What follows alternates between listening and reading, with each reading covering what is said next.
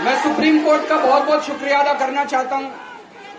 उन्होंने 21 दिन दिए हैं, एक एक दिन में 24 घंटे हैं। मैं एक दिन में 24 में से 36 घंटे काम करूंगा, पूरे देश भर में घूमूंगा इस तानाशाही को रोकने के लिए। दोस्तों, जितनी मेरे अंदर ताकत है, मेरा सब कुछ कुर्बान है देश के लिए। मेरा तन मन धन सब कुछ कुर्बान है मेरे देश के लिए। मेरे खून का एक एक कतरा मेरे देश के लिए, मेरे शरीर का एक एक कतरा, मेरी जिंदगी का एक एक पल मेरे देश के लिए। मेरे देश को बचाने के लिए मैं पूरे देश में जाऊंगा। दोस्तों, अब एक बहुत महत्वपूर्ण बात करने जा रहा हूं, उसको ध्यान से सुनना। ये लोग इंडिया गठबंधन से पूछते हैं आपका प्रधानमंत्री कौन होगा। मैं बीजेपी से पूछता हूं आपका प्रधानमंत्री कौन होगा। आप लोग सोच रहे होंगे केजरीवाल क्या बात कर रहा है, मोदी जी होंगे। नहीं, मोदी जी अगले साल 17 सितंबर को 75 साल के हो रहे हैं। बीजेपी के अंदर मोदी जी ने 2014 में मोदी जी ने खुद ने रूल बनाया था कि बीजेपी के अंदर जो भी 75 साल का होगा उसको रिटायर कर दिया जाएगा। सबसे पहले आडवाणी जी को रिटायर किया गया, उसके बाद मुरली मनोहर जोशी जी को रिटायर किया गया, फिर सुमित्रा महाजन को रिटायर किया गया, फिर यशवंत सिन्हा को रिटायर किया गया।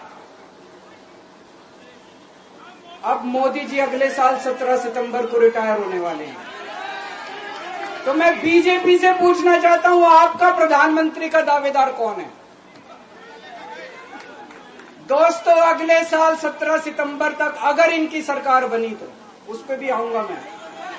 अगर इनकी सरकार बनी तो पहले अगले 2 महीने में योगी जी को निपटाएंगे ये, और उसके बाद मोदी जी के सबसे खास अमित शाह को ये प्रधानमंत्री बनाएंगे।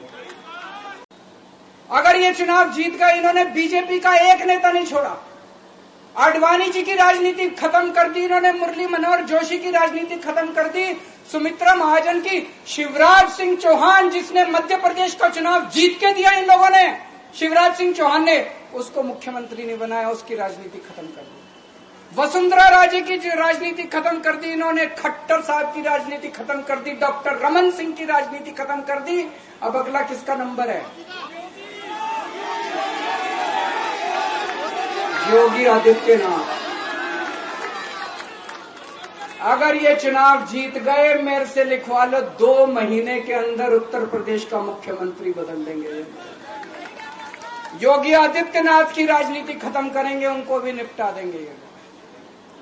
यही तानाशाही है दोस्तों। 1 नेशन 1 लीडर ये चाहते हैं, एक ही तानाशाह इस देश के अंदर बचेगा, एक ही तानाशाह इस देश के अंदर बचेगा। हमारा देश बहुत महान है, 4000 5000 साल पुराना हमारा देश है। इसके पहले पिछले 4000 साल में कई मौके आए जब इस देश के ऊपर तानाशाहों ने कब्जा करने की कोशिश की, लेकिन हमारे देश के लोगों ने उन तानाशाहों का तख्ता उखाड़ के फेंक दिया।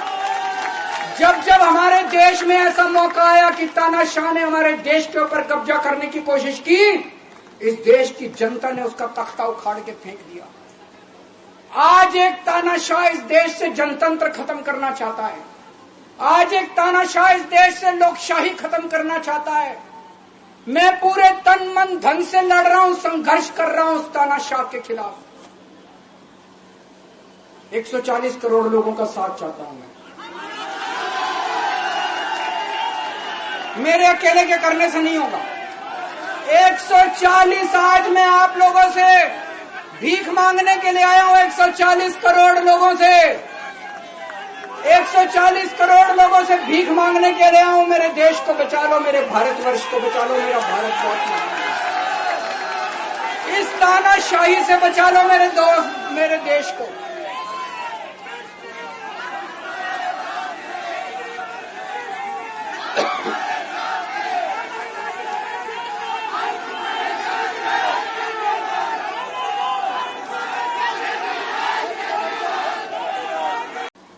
केजरीवाल को क्यों गिरफ्तार किया? केजरीवाल को गिरफ्तार करके उन्होंने एक मैसेज दिया है सारे देश को कि अगर मैं केजरीवाल को गिरफ्तार कर सकता हूं तो किसी को भी गिरफ्तार कर सकता हूं। कोई केस नहीं होगा, कोई मामला नहीं होगा, तब भी मैं तुमको गिरफ्तार कर सकता हूं। एक बेहद खतरनाक मिशन चालू किया हुआ है प्रधानमंत्री जी ने, बहुत ही खतरनाक। देशवासियों को यह समझने की, अब जब मैं बोलने जा रहा हूं, समझने की जरूरत है। उस मिशन का नाम है वन नेशन वन लीडर। देश के सारे नेताओं को खत्म करना चाहते हैं मोदी जी, और इसको 2 स्तर के ऊपर इस मिशन को चला रहे हैं। जितने विपक्ष के नेता हैं उनको जेल भेजेंगे, और जितने बीजेपी के नेता हैं उनको सबको निपटा देंगे, उनकी राजनीति खत्म करते जाएंगे, उनको सबको निपटाते जाएंगे। विपक्ष के अंदर आज इन्होंने मनीष सिसोदिया को जेल भेज दिया, संजय सिंह को जेल भेज दिया, सत्येंद्र जैन को जेल भेज दिया, केजरीवाल को जेल भेज दिया, हेमंत सोरेन को जेल भेज दिया, ममता दीदी के कई मंत्रियों को जेल भेज दिया, स्टैलिन के कई मंत्रियों को जेल भेज दिया, केरला के सीएम के पीछे पड़े हैं। अगर ये चुनाव जीत गए, मेरे से लिखवा लो एफिडेविट के ऊपर, थोड़े दिन के बाद ममता दीदी जेल में होंगी, तेजस्वी यादव जेल में होगा, स्टैलिन साहब जेल के अंदर होंगे, पिनरई विजयन जेल के अंदर होंगे, उद्धव ठाकरे जेल के अंदर होंगे, जितने विपक्ष के नेता ये सारे जेल के अंदर होंगे। मेरे को इन्होंने जेल भेज दिया। प्रधानमंत्री जी कह रहे हैं मैं भ्रष्टाचार से लड़ रहा हूं। देश के सबसे बड़े चोर, उचक्के और डकैतों को उन्होंने अपनी पार्टी में शामिल कर लिया। जिन लोगों को 10 दिन पहले मोदी जी कहते थे 70,000 करोड़ का इसने घोटाला कर दिया, थोड़े दिन के बाद उसी आदमी को अपनी पार्टी में शामिल करके किसी को डिप्टी सीएम बना देते हैं, किसी को मंत्री बना देते हैं, और उनके सारे ईडी और सीबीआई के मामले खत्म कर देते हैं, और कहते हैं मैं भ्रष्टाचार से लड़ रहा हूं। मैं मोदी जी को कहना चाहता हूं, भ्रष्टाचार से अगर लड़ाई लड़नी है तो केजरीवाल से सीखो। प्रधानमंत्री जी, भ्रष्टाचार के खिलाफ लड़ाई केजरीवाल ने लड़ी है। 2015 में जब दिल्ली में हमारी सरकार बनी थी, हमारे एक मंत्री का एक ऑडियो मेरे पास किसी ने व्हाट्सएप कर दिया। उस ऑडियो में मेरा मंत्री किसी दुकान वाले से 5 लाख रुपए मांग रहा था। किसी मीडिया वाले को नहीं पता था, विपक्ष को नहीं पता था। आप लोगों को याद होगा, मैंने अपने खुद मंत्री को सीबीआई के हवाले कर दिया, जेल भेज दिया था अपने मंत्री को। ये होती है भ्रष्टाचार के खिलाफ लड़ाई। पंजाब के अंदर मेरा एक मंत्री भ्रष्टाचार में, मेरे को पता चला कि वो पैसे मांग रहा है। वहां पे मान साहब ने उसको, किसी को भी, विपक्ष को नहीं पता था, मीडिया को नहीं पता था, हमने अपने मंत्री को उठा के जेल में भेज दिया। तुम देश के सारे चोर उचक्के डकैतों को अपनी पार्टी में शामिल कर लो और केजरीवाल को जेल भेज दो और कहो मैं भ्रष्टाचार के खिलाफ लड़ रहा हूं। तो आप भ्रष्टाचार के खिलाफ नहीं लड़ रहे प्रधानमंत्री जी। आप देशवासियों को बेवकूफ मत समझो। देश बच्चे बच्चे की जुबान के ऊपर हो रहा है कि सारे चोर उचक्कों को अपनी पार्टी में शामिल करके और ईडी और सीबीआई के सारे केस उनके रफा दफा कर। एक और पॉइंट है, जब मैं जेल के अंदर था तो कुछ लोगों ने यह मुद्दा उठाया, केजरीवाल सीएम पद से इस्तीफा क्यों नहीं देता। दोस्तों, केजरीवाल को कभी किसी पद का लालच नहीं हुआ। मैं आप मंत्री, मुख्यमंत्री, प्रधानमंत्री ये सब बनने नहीं आया। इनकम टैक्स में कमिश्नर की नौकरी करता था। कमिश्नर की नौकरी छोड़ के दिल्ली की झुग्गियों के अंदर 1 नहीं, 2 नहीं, 3 नहीं, 10 साल तक मैंने दिल्ली की झुग्गियों के अंदर काम किया है, सुंदर नगरी और नंद नगर की झुग्गियों के अंदर, इनकम टैक्स कमिश्नर की नौकरी छोड़ के। जब मेरे को दिल्ली की जनता ने पहली बार सीएम बनाया, असूलों के ऊपर 49 दिन के अंदर सीएम पद से इस्तीफा दे दिया था। एक चपरासी की नौकरी कोई नहीं छोड़ता। सीएम बनने के लिए लोग अपना दायां हाथ कटाने के लिए तैयार होते हैं। मैंने खुद से अपने आप सीएम की कुर्सी को लात मार दी थी 49 दिन के अंदर। मेरे लिए सीएम पद इंपॉर्टेंट नहीं है। आज मैंने सीएम पद से इस्तीफा क्यों नहीं दिया जेल जाने के बाद? दोस्तों, पिछले 75 साल में भारतवर्ष में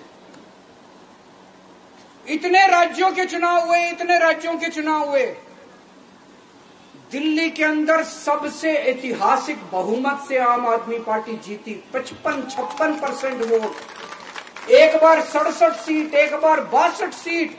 इतने भारी बहुमत से आज तक कोई राज्य की सरकार 75 साल में नहीं जीती। इतने भारी बहुमत से जीतने के बावजूद झूठा केस, अब उनको पता है वो हमें हरा नहीं सकते दिल्ली के अंदर। उन्हें पता है अगले 20 साल तक दिल्ली में आम आदमी पार्टी को कोई नहीं हरा सकता। तो उन्होंने एक षड्यंत्र रचा, राजनीतिक षड्यंत्र रचा। केजरीवाल को झूठे केस में जेल भेज दो, केजरीवाल को इस्तीफा देना पड़ेगा, केजरीवाल की सरकार गिर जाएगी। उन्होंने ये षड्यंत्र रचा। मैंने कहा मैं भी इस्तीफा नहीं दूंगा।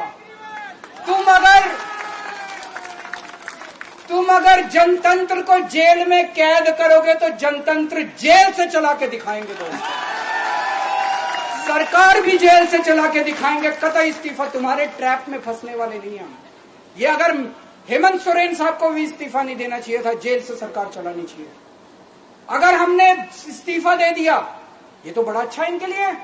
जिस राज्य के अंदर ये चुनाव हारेंगे उसके मुख्यमंत्री को पकड़ के जेल में डाल दो, सरकार गिरा दो। उसके मुख्यमंत्री को पकड़ के जेल में डाल दो, सरकार।